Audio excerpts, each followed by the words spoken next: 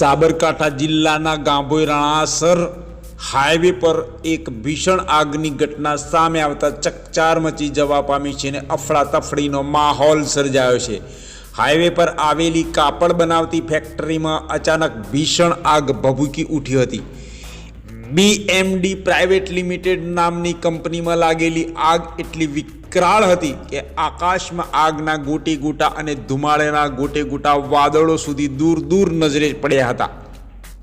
આ ઘટનાથી સમગ્ર વિસ્તારમાં કંપ મચી ગયો હતો અને હાઈવે પરથી પસાર થતા વાહન ચાલકો તેમજ સ્થાનિક લોકોમાં ભયનો માહોલ સર્જાયો હતો। આગની જાણ થતાં હિંમતનગર અને મોડાસા ફાયર બ્રિગેડની ટીમો તાત્કાલિક ઘટના સ્થળે પહોંચી હતી, પરંતુ 1 કલાકથી વધુ સમય વીતી જવા છતાં પણ આગ પર સંપૂર્ણ કાબૂ મેળવવામાં ભારે મુશ્કેલી ફાયર ફાઇટરોને પડી રહી હતી।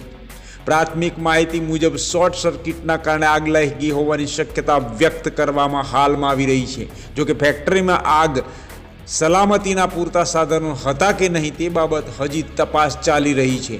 ઉલ્લેખનીય છે કે આ ફેક્ટરીમાં ગાડીઓના સીટ કવર માટે વપરાતું કાપડ તૈયાર કરવામાં આવે છે, જે અત્યંત જ્વલનશીલ હોવાથી આગે થોડા જ સમયમાં ભીષણ અને વિકરાળ સ્વરૂપ ધારણ કરી લીધું હતું। આકાશમાં ગોટે ગોટા જોવા મળ્યા હતા। હાલ સુધી કોઈ જાનહાનિના અહેવાલ સામે આવ્યા નથી, પરંતુ આગમાં લાખો રૂપિયાનું નુકસાન થયું હોવાની આશંકા વ્યક્ત કરવામાં આવી છે। ફેક્ટરી સંચાલનની બેદરકારી, આગ સલામતીના નિયમો અને વીજ તંત્રની સ્થિતિ અંગે હવે તંત્ર માટે અનેક સવાલો ઊભા થયા છે।